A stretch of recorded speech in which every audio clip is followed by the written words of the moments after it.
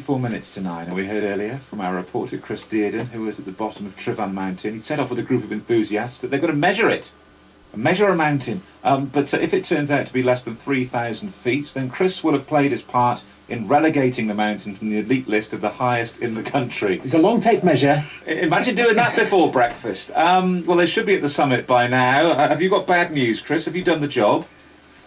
Well, absolutely. We've got here, which is always a good start. And good morning from 3,000-ish feet. I would tell you about the wonderful view. We're actually been in the clouds for most of the way up. So what we've seen basically is lumps of grey rock and grey-white mist swirling around. It is just about starting to clear now, and the first blue sky is coming through. And you get some idea of just how impressive the view of and from this mountain is, right in the heart of Snowdonia, looking down on the Ogwen Valley.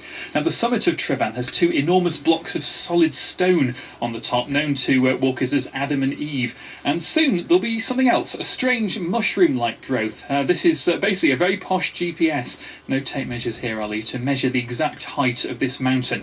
John Barnard and Graham Jackson are the guys who are doing the measuring over the next few hours. You're enthusiasts, you're not paid. Graham, why do you do it?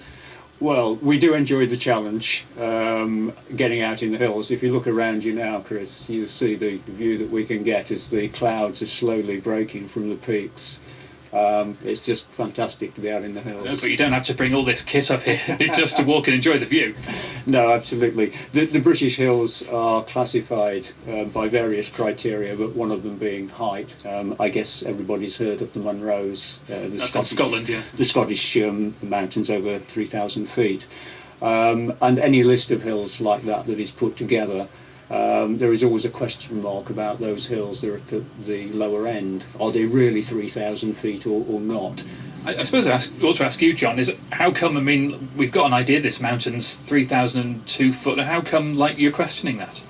Well, when you look at the possible errors from the way that the mountains are measured by the Ordnance Survey, there's probably about a plus or minus 3, plus or minus metre, plus or minus 10 foot possible error. So it could be 2992 or 3012. So we're going to try and measure it much more accurately than that, to try to a few centimetres, so we should be able to accurately determine the height.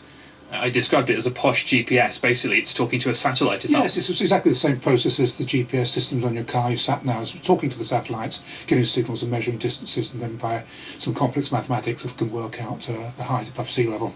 Now, it's going to take you a few hours to do that, Graham, and once you've got the data, what do you do with it? Well, we will be collecting, as you say, about 3 hours, 4 hours worth of data. Will it go on the map, whatever happens?